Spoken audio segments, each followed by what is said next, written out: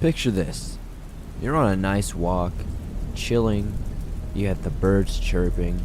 You have the leaves crunching under your feet. You have your friend, maybe even your dog with you by your side. And it's just an all-around nice day. But suddenly, you look up and you feel lost. You have no idea where you are. Suddenly, time has gotten away from you. It's starting to get dark. And your dog is gone. Your significant other is no longer there. And you can't find anybody anywhere. Sometimes these stories don't make any sense. They're entirely strange, but they are true. Welcome back to the Swamp, my friends, and welcome if you're new. Today I'm going to be sharing some creepy and allegedly true in the woods horror stories that'll freak you out tonight. As always, if you have a story that you would like to share in a future episode, be sure to submit your story at swampdweller.net or the email you can find in the description down below. You can also submit them on Reddit now via r/thedarkswamp. I'd love to see your stories and potentially share them with everyone here in the swamp. Now, without further ado, be sure to punch that like button in the face so it really knows you mean it. Subscribe if you're new because it helps the swamp grow, and get ready for these creepy and allegedly true in the woods horror stories that'll freak you out tonight.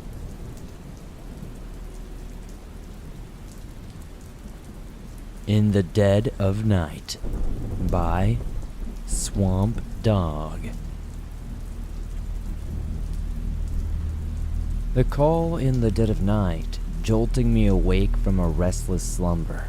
My heart raced as I fumbled for the phone on the nightstand. My eyes were squinting against the harsh glow of the screen. Detective Nakamura? I mumbled groggily. Detective, it's Chief Tanaka. We've got another one. Chief Tanaka's voice was as stern as ever, but an undertone of anxiety permeated his words. My mind struggled to shake off the cobwebs of sleep. Another what? We were dealing with baffling disappearances of young girls, and the most recent one was a young girl named Amiko, only a few weeks ago. She had been hiking with her friends in the dense forest of Akigahara, notorious for its eerie reputation as Japan's suicide forest. Amiko was never seen again, and despite extensive search efforts, we found no trace of her. What's going on, Chief? I asked, my voice now tinged with concern. Another girl has gone missing, Detective. Chief Tanaka replied, his voice cracking slightly. Her name is Yumi, and she was hiking with her friends in the same area as Amiko. My heart sank. 2 girls went missing quickly and in the same cursed forest. I knew I had to act fast. I'm on my way, I said, reaching out for my coat. Akigahara was a dense, primeval forest at Mount Fuji's base, known for its thick, tangled undergrowth and an eerie silence that hung like a shroud. It had long been a place of dread and superstition for the people of Japan. People whispered of evil spirits, vengeful yurei, and overwhelming senses of hopelessness suffocating those who dared to enter. As I went to the forest, the moonlight cast an eerie shadow on the road ahead. The stories crept into my mind, but I pushed them aside. My job was to find Yumi and bring her back to safety. Arriving at the scene, I was met with grim faces all around. Yumi's friends, still in shock, recounted their last moments with her. Like the forest whispers, they heard faint, mournful cries in the night. They said the trees seemed to move, closing in on them, making them feel trapped and disoriented. I began my investigation, carefully retracing the steps of the group. The forest. It was unforgiving, and every step felt like descending into a world far from what I knew. My flashlight barely cut through the thick canopy, casting eerie shadows on the twisted and fallen branches and roots. Hours turned into days, and my search yielded absolutely no results. There was no sign of Yumi, footprints, discarded items, or anything to indicate her presence. As I delved deeper into the forest, my unease began to grow. The sense of being watched, of something ancient and evil lurking in the shadows, was impossible to shake. On the fourth night of my search, things took a turn for a very interesting worse. I'd set up camp near the forest edge, hoping daylight would offer better visibility. The night was a symphony of eerie sounds. Rustling of leaves, distant hoots of an owl, and something unnatural. I sat by the flickering campfire, peering into the darkness, wondering what could be out there. That's when I saw it. An apparition. A pale figure gliding among the trees. My heart pounded as I drew my gun, my hands trembling. Who's there? I called out, my voice barely a whisper. The figure continued to move, its form ethereal, almost translucent. It beckoned to me, and despite every instinct telling me to flee, I felt an irresistible pull. I followed it deeper into the forest, my flashlight beam illuminating the path ahead. The trees closed in around me, their branches twisting and snaking like skeletal fingers. The oppressive silence grew deafening. The apparition led me to a small clearing where the moonlight pierced through the canopy, revealing a ghastly sight. There, suspended from the trees, were the lifeless bodies of Amiko, Yumi, and others. All the missing girls who had ventured into Akigahara. Their eyes were wide open, filled with terror, and their mouths agape in silent screams. I stumbled back, horrified and sickened by the gruesome tableau before me. The apparition turned to face me, its mournful eyes locking with mine. It spoke a haunting whisper that seemed to come from the forest depths itself. We are the forest guardians, it said. We take those who do not belong. I could feel the forest closing in on me, its malevolent presence overwhelming. I knew that I was trapped just like the girls before me, and so as the forest's newest guardian, I remain, my soul forever bound to the cursed woods of Akigahara, where I will watch and wait, taking those who dare to enter, lost in the endless sea of trees and shadows. An Unidentified Creature by Matt S. Hello, Swamp Dweller. I absolutely love listening to your videos while I'm at work. I drive big trucks for the mines up in Sudbury, Ontario, and spend all day listening to your stories. I have one of my own and finally decided to share it. My name is Matt. I'm 30 years old, and I am an avid outdoorsman and spend most of my time hunting, fishing, foraging, and camping. This encounter still haunts me, and I still get chills whenever I drive on that stretch of road. A few years ago, while still living in Espanola, Ontario, when I was about 22 years old, I was on my way to go deer hunting at the end of October. I was traveling on Lee Valley Road, heading toward my favorite hunting spot. It was a cool, brisk morning with dew covering the tall grassy fields and fog on the windshield. It was a late start to my hunt as the sun was just coming over the trees and starting to burn off the morning chill. As I rounded the last corner, coming up to the small landing strip made for personal bush planes, I noticed something black in the field about 25 yards off the road. Thinking it might be a bear, I slowed down to get a better look at it and possibly take a short video to add in for the hunting video for my YouTube channel. As I got about 50 yards away, it turned to face me and I noticed my windshield was fogging back up. Clouds randomly appeared over the trees and field area. This thing stood up on its hind legs. Still thinking this thing was a bear, I stopped and hurried to get my camera. As I rolled down the window, it let out a blood-curdling growl that sounded like it was right inside my truck. Bear in mind, I'm still approximately 30 yards away. I quickly noticed its face and body were not that of a bear. Its head was narrow. Its nose was shorter than a bear. It had taller ears, deep, amber eyes, and sharp teeth. Assuming as I did not get to see it close enough, its fur was messy, dark brown, and matted, similar to a wolf. It had a short tail, probably about 1.5 feet long. It had long front arms like a human, though it was covered in that same fur. The back legs resembled that of a dog, and it had a very obvious hawk ankle. No discernible human features aside from it standing vertically and being able to walk and run bipedally. I dropped my camera and reached for my rifle case as it sniffed the air in my direction. I got my rifle raised and loaded my .308 caliber round. I was about to fire. As I did, aiming center mass, I noticed that I got a direct hit. Though it was not a lethal shot, it ran off screaming like something between a dog and a bear. I got a second round racked and fired again, missing as it was moving incredibly fast and dodging side to side as if it knew what was going to come for it. It ran to the woods and out of sight. I called a buddy of mine that I was supposed to be hunting with, and I told him to meet me where I was. Now, on high alert and with an extra set of eyes and a second rifle, we began to scan the trees as we walked into the field where it was standing when I shot. Unbelievable. We found fur and blood. We are both very good at tracking animals and collecting blood and skin.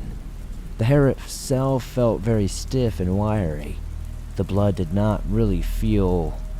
I don't know. It felt like... almost more like engine oil in consistency. We called a friend who at the time worked for the Ministry of Natural Resources. He came to our location and assisted in tracking this thing down. We're still looking for it though. He got the hair and the blood, and apparently he's going to test it to some sort of lab that they have, but he's pretty sure it's just going to be a simple case of misidentification though. You know how the government is. He called me 2 weeks later to inform me the results came back. The fur was apparently some sort of cross between some bear DNA and a canine. The blood was inconclusive as the DNA could not match any other in the system. Thinking about it, none of us could find any footprints or evidence in the soft soil either. I've since traveled that road as little as I can. I'm just nervous now, you know? I think I may have seen it at least one other time. My MNR friend, hunting buddy, and I rarely talk about that day. But when we do, we always have the hairs on our necks raised as if something was nearby or watching us. Thank you for listening. Hopefully someone here will have a little bit of better idea of what I saw and can give me an idea of exactly why and what it was. The Beast in the Refuge by Anonymous. I was camping at Heart Mountain Hot Springs. It was around 6:45 a.m. I left my campsite on foot to use the nearest restroom. The campsite sits above a field overlooking the road that runs west to the other campsites, a field, a creek, and the 3 hot spring pools. I was walking out of my sight. I saw an animal crossing the area. It was probably 200 feet away from me. You know, at first I thought it was just like a wild horse, but there were no wild horses in the Heart Mountain National Antelope Refuge. The animal's body, it was facing me towards the south, with its head slightly to its left. I thought it was a horse because it had a black mane of hair, and its body was brown and shiny.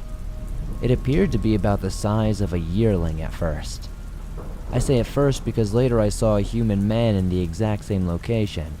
There's a path there from the west campsites that travels to the parking lot by the east camps, and I now believe that the creature had to have at least been 8 to 7 feet tall. It turned its head right directly toward me, and then its body turned leftward toward the east. It walked across the parking lot toward the bridge across the creek, and I lost sight of it in the trees. It was bipedal. It did not move quickly, walking with its back slightly forward and arms swinging at its sides. I later looked at footprints. The ground was hardened to find any. I crossed the bridge and walked a little up the creek, which was north, looking for any evidence like hair, but I could not find anything. If anybody listening to this has any idea, please let me know in the comments down below.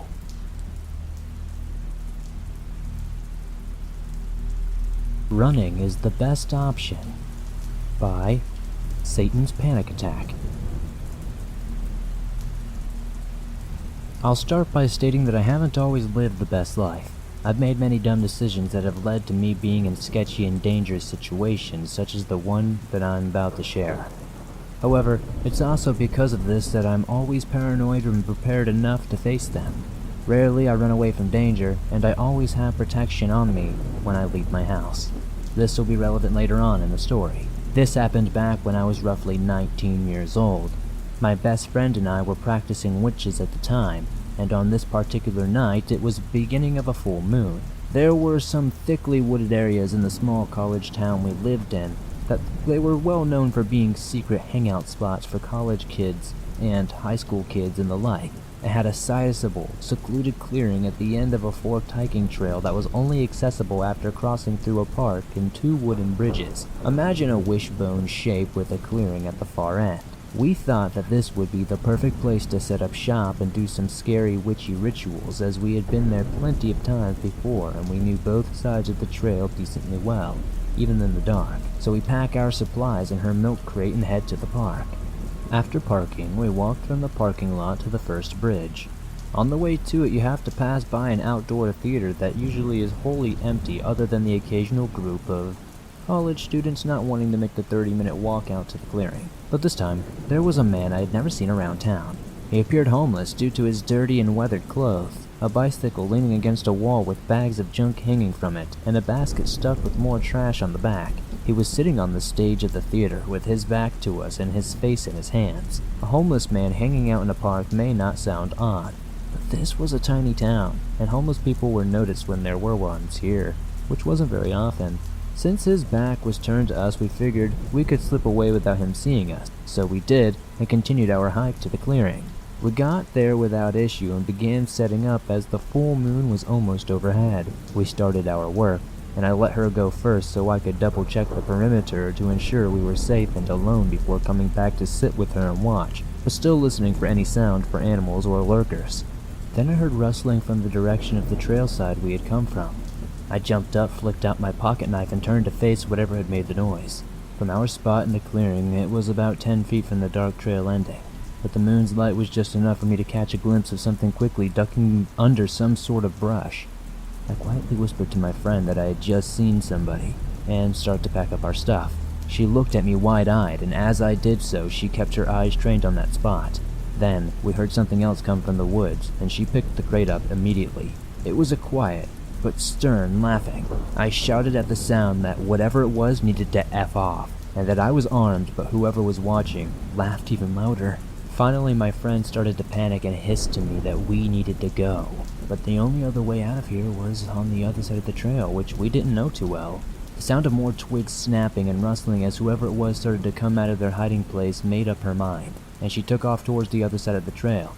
As she did, I heard the tearing of more brush, like whoever it was trying to fight its way through the dense area to cut her off. Her safety is my biggest priority. I followed after her, but when I started running, the noise got quieter. Not gone, but like the person was taking their time getting through. We'd made it a quarter mile down the trail, hearing the occasional twig snapping or brush rustling along the way, before I turned my phone's flashlight on so we could hopefully get down the path faster without tripping. A few minutes after I did, there was suddenly stomping behind us like someone was booking it towards us. I spun around ready to defend us, light still in hand, and that's when I finally got a good look at our pursuer.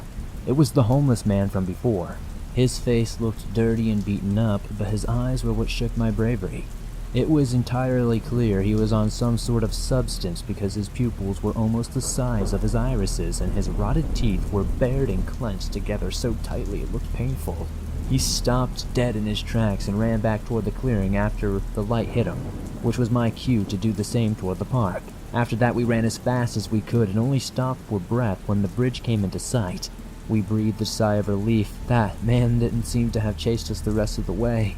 Still, as we crossed the bridge into the artificial light of the park, we looked back and saw his junk-packed bike half covered by a tarp and dead brush thrown over it, as if he was trying to hide his presence from anyone else who would be passing by. She ran ahead of me across the bridge and towards the car, but I continued to stare just a little bit longer. I swear I saw his face peek out from the trail with a massive grin on his face that sent a shiver down my spine. I raced after my friend. We dove into the car and whipped out of there like bats out of hell. I looked back and saw a dark silhouette standing on the bridge. We called the cops to report what we had seen, leaving out why we were there, and they said they would send a car out to investigate, but we never heard anything back from them, and thankfully we never saw that man again. Be safe when you're out there on trails, my friends.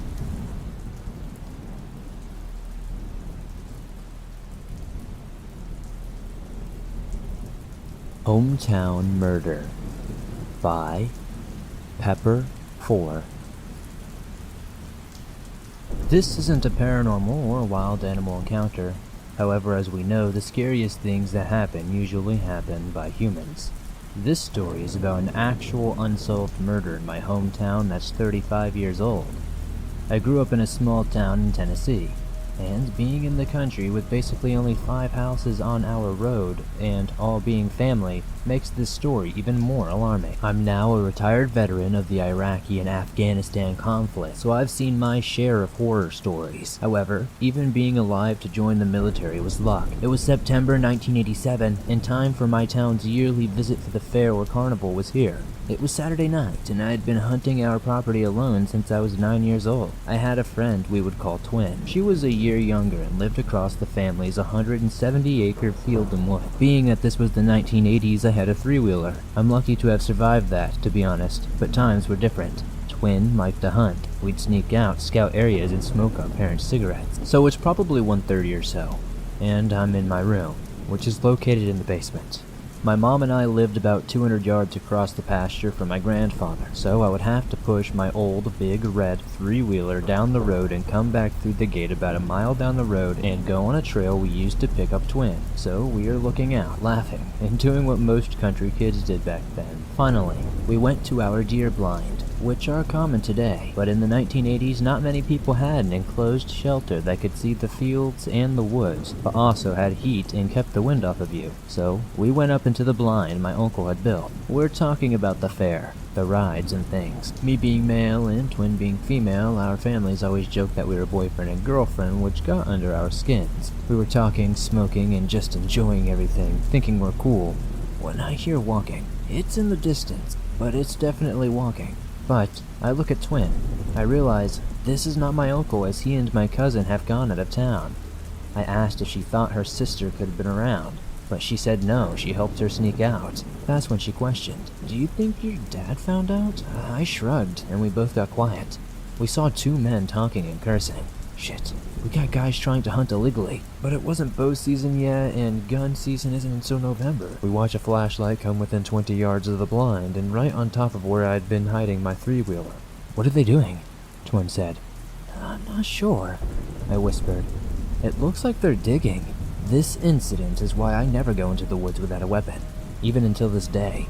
We both saw when the flashlight's beam hit one of the men. They had a pistol. "They aren't hunting. They probably broke into a house and are hiding stuff," Twin said. "Maybe," I concurred. We sat and watched at the sky as it began to light up very slightly. They come toward us, and we both go to the entrance of the blind, which is a hole in the floor. We cover the hole with the cover and sit on it. "Be still," I said. We held our breath as they walked under us, and they never noticed either us or the blind. We watched as they stumbled for what felt like hours. "You see that?" said Twin. Headlights came on and the car went towards Mr. Canyon. We hopped down and went over to see what they were doing. There's a bloody t-shirt, gloves, and a gas smell, and it looks like an empty box of matches. They killed the deer, we thought, and tried to hide. Hunting was definitely not in season. Assholes ignored the private property signs and everything.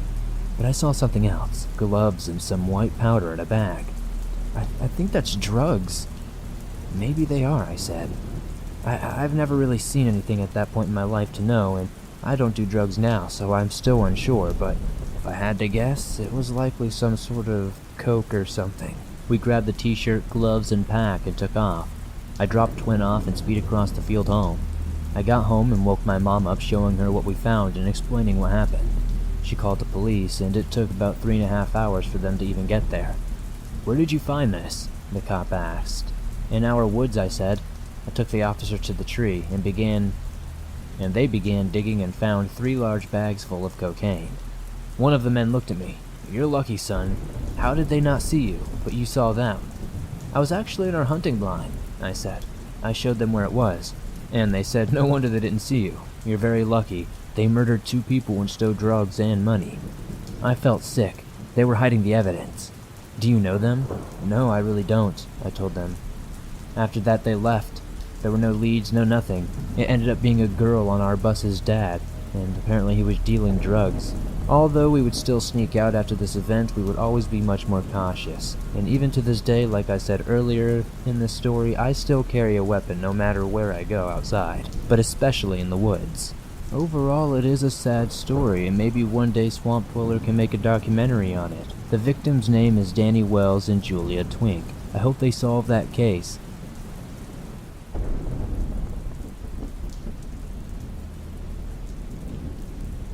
What's up, swamp folk? I hope you're ready for today's story. It's the epitome of camping trips gone wrong, and definitely on the darker side.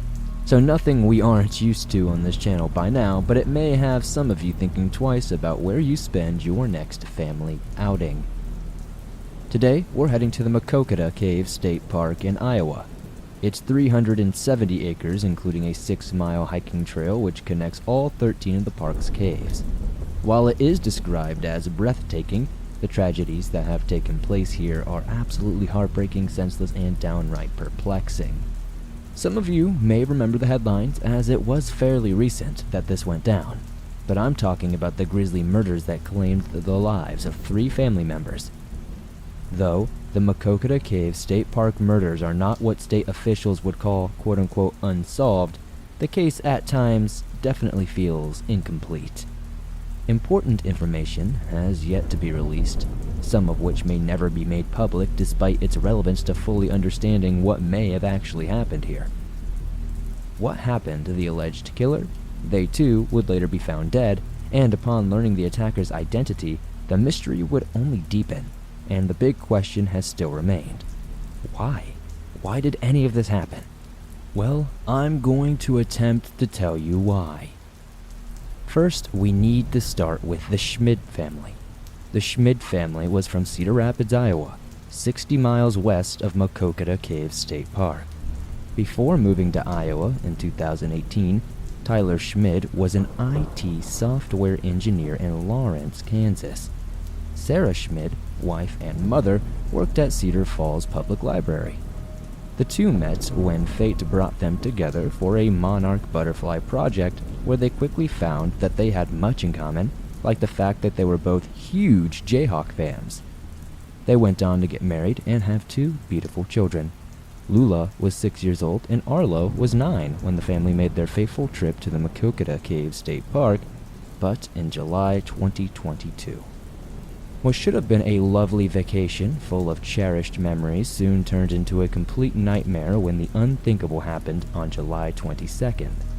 A seemingly unprovoked, brutal attack left Arlo Schmid as the only survivor. When news of this case first broke, it was not reported where the young boy was at the time of the murders, but authorities and Arlo himself later confirmed he was also inside of the tent with his family. The unthinkable happened in the early morning hours. 9-year-old Arlo Schmid woke up to his family being attacked in their tent. There was screaming, there was blood, and Arlo knew his parents were severely hurt. Miraculously, the young boy managed to escape the slaughter while the attack was still taking place.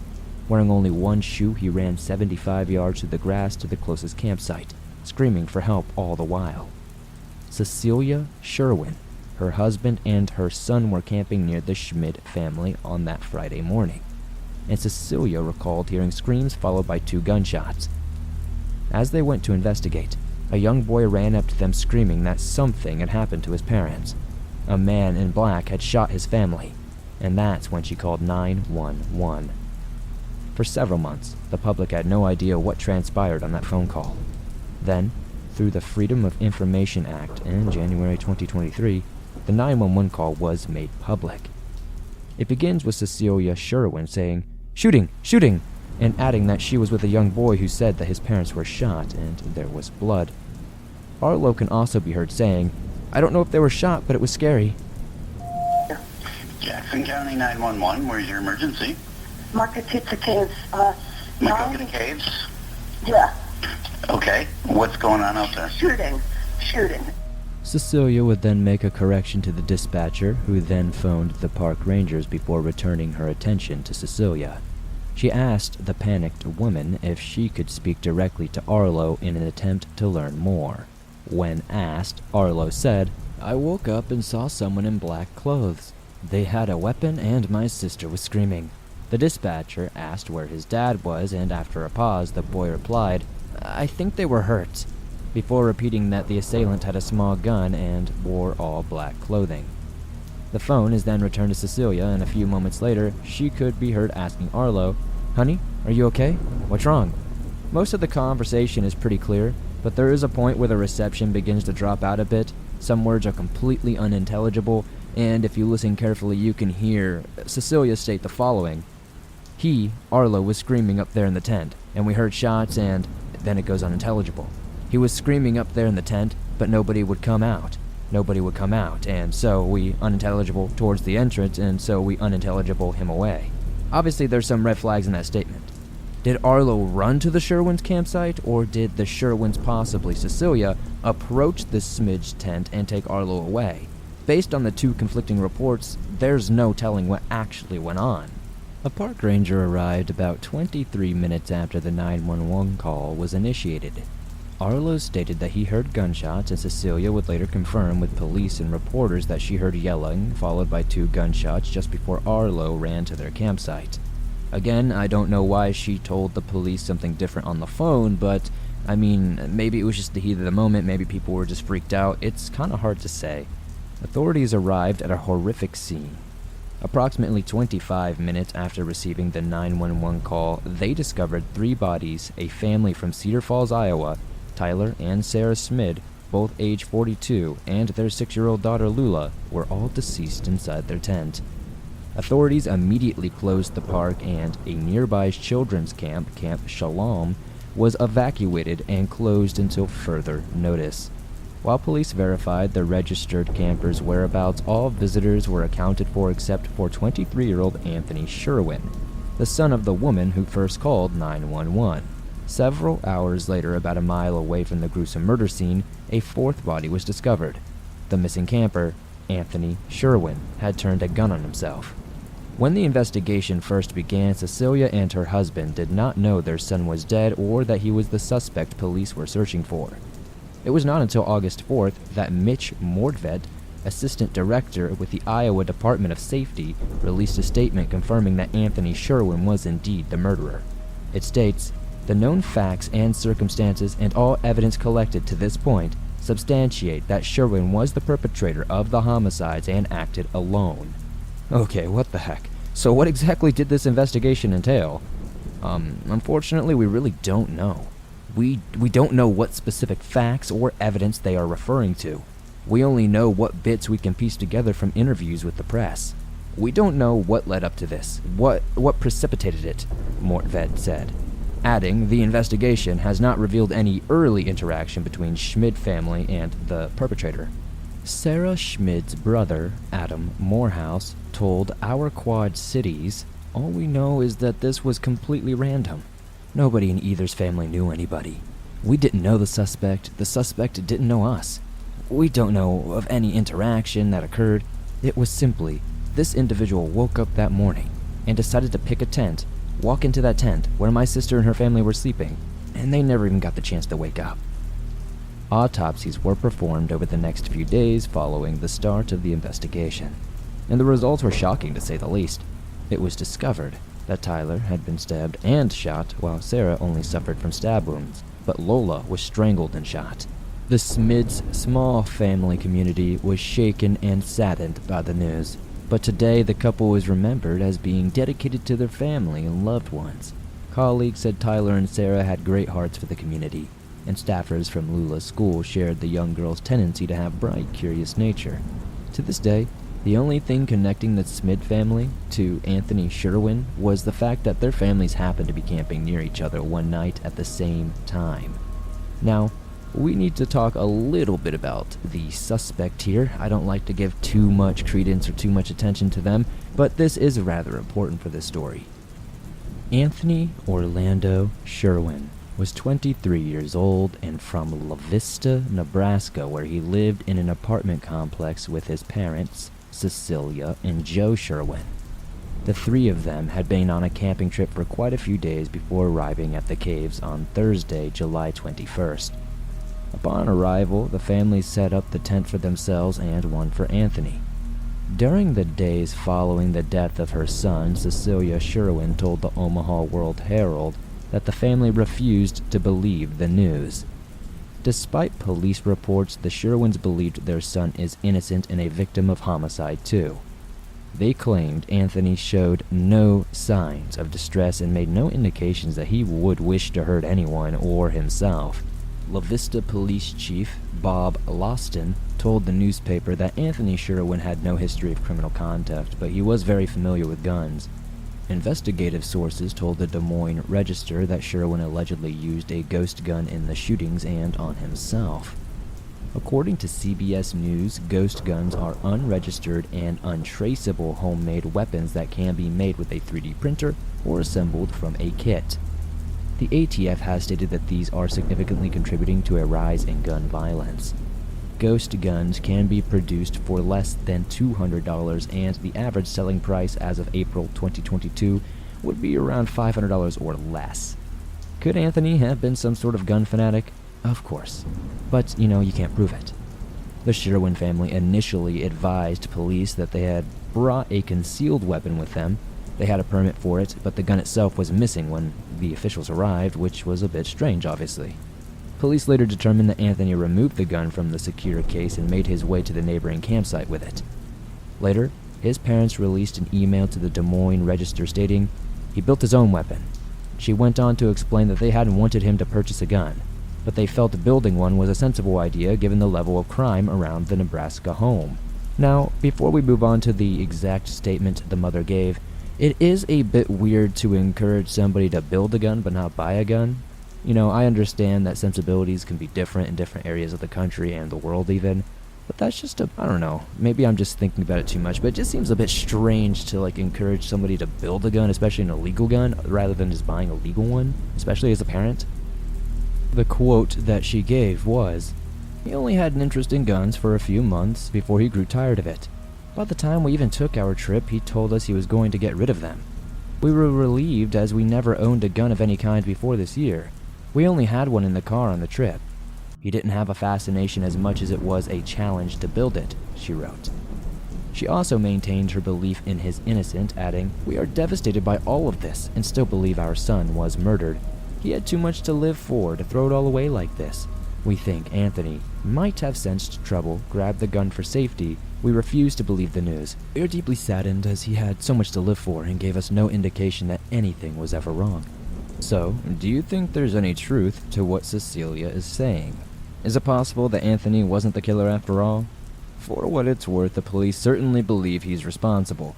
I suppose it depends on how much you're willing to trust their word.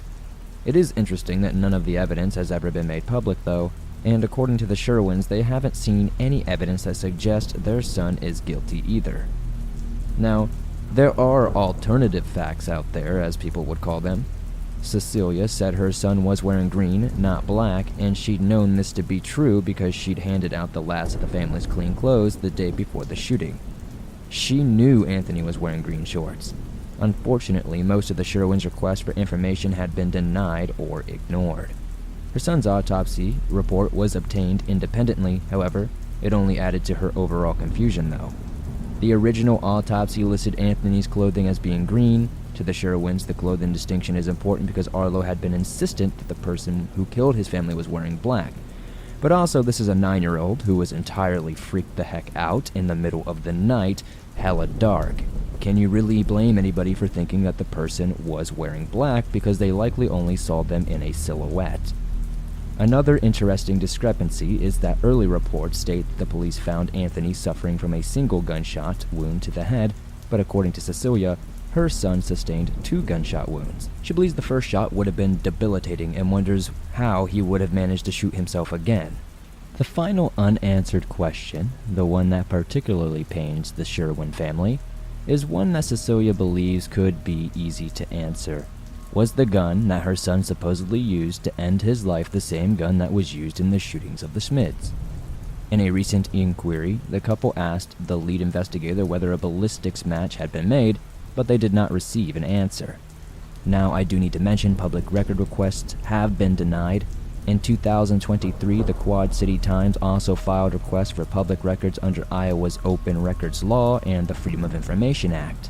The request sought incident reports, investigative documents, crime scene summaries, and autopsy reports. And it was denied just as the family's request had been. The only reply they keep receiving is the records you seek are not public. Debbie McClung, Strategic Communications Bureau Chief for the Office of the Commissioner with the Iowa Department of Public Safety, it's a freaking mouthful, stated that they were not public records. She explained, "We can share immediate facts and circumstances of this case, which are contained in press release links which I've provided for you." On July 11th, the Quad City Times reported that McClung was directly asked whether the gun used in the death of Anthony Sherwin matched the one used to slay the members of the Schmid family, but she again did not respond. Other controversial statements include one from Assistant Director Mordvet just before the Schmid family autopsies were released. He said, "Investigators are aware of a possible motive, but will not release it publicly. Police have declined to answer any questions and have not publicly released any additional information since August 4th, 2022. Now, in conclusion, for the Sherwins, the most important question is maybe, is it without a doubt that Anthony committed these heinous crimes against the Schmids? What evidence has been released publicly or privately to prove this? If Anthony is not responsible, then who the heck is? Who was the man in black? Why is law enforcement refusing to release certain information, especially to the deceased's own family? What the hell was Cecilia saying on that 911 call? These aren't horrible questions to ask, but at this time, there aren't any answers to unequivocally satisfy all of these loose ends. The police say their evidence shows Anthony to be the sole perpetrator, that he committed this killing spree alone. So, who was the intended victim, and did he anticipate the family waking up? He must have. Regardless of his original intentions, there isn't much one can do to a family of 4 sleeping in a single tent without waking them. Had Anthony planned to murder the family quietly and for no other reason than to see if he could get away with it? Was he just desperate to try out his alleged ghost gun? While I was researching this and trying to think of a reason for someone to want to have an untraceable gun, it's hard not to immediately jump to like murder or drug deals or something more nefarious. But then why would he also need to stab the victims too? Or strangle a defenseless child? These are questions that are really hard to wrap your mind around, and sometimes the human psyche is just something we really can't understand. In closing for this story, Rob Green is the Cedar Falls mayor, along with the Schmid's friend and neighbor. He delivered a heartfelt speech in the center of the city's park. Framed photos of the Schmid family were placed before the podium, and more than 200 people attended the ceremony. There really isn't a whole lot of great news to report on something like this. It's also brutal. So we'll end with this. Arlo Schmid is being raised by his parents' families, and he's reportedly healthy, happy, and loved. Sometimes the best thing you can hope for. Last year, a GoFundMe was created by his cousin, Beth Shapiro, and it had collected over $40,000 to help Arlo. The money is being invested towards his future education, and at the time of researching this case, it has accumulated well over $293,000. Well, swamp folk, that's gonna do it today for this story at the Maquoketa Caves State Park. What did you think of these murders? Are you leaning towards any particular theory? Definitely let me know your thoughts down in the comments. I'd love to get a nice conversation going about this story. If you're still undecided like myself, I hope you found it interesting and maybe learned something along the way. If you didn't, hey, there's always next time. For now, I'd sure be appreciative if you stuck to our usual arrangements, slapped around that like button a little bit, subscribed if you're new because I upload brand new videos almost every single day, and be sure that you leave a nice comment down below, because if you don't, Shrek is gonna come and blister up my booty. So if you want me to be able to sit down for the next couple of days and record some stories, you know what to do. Thanks for listening to these creepy and allegedly true creepy in the woods horror stories that'll freak you out tonight.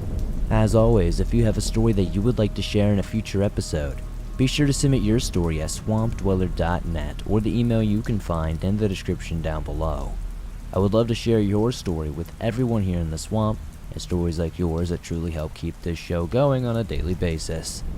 If you're on the go but don't have YouTube Premium but would still like to download and listen to your favorite Swamp Dweller scary stories no matter where you are, you can download them absolutely free from Spotify, Apple Podcast, Google Podcast, and pretty much everywhere else you find your favorite podcast online. It's absolutely free to do so and always will be. Down in the comments below, I would love to know what story was your favorite tonight. It helps me pick out better ones in the future. If you're new to the swamp, don't forget to subscribe, turn on notifications as I upload them multiple days a week. Don't forget to slap up that like button a bit if you enjoyed these stories. If you made it all the way to the end, be sure to comment the code word in the comments, lime grape. Don't you just love a good drink that is also lime flavored and grape flavored? Can't get any better than a good lime grape. Thank you guys so much for supporting the swamp and showing all the love that you do in the comments. I'll see you all very, very soon with another creepy episode.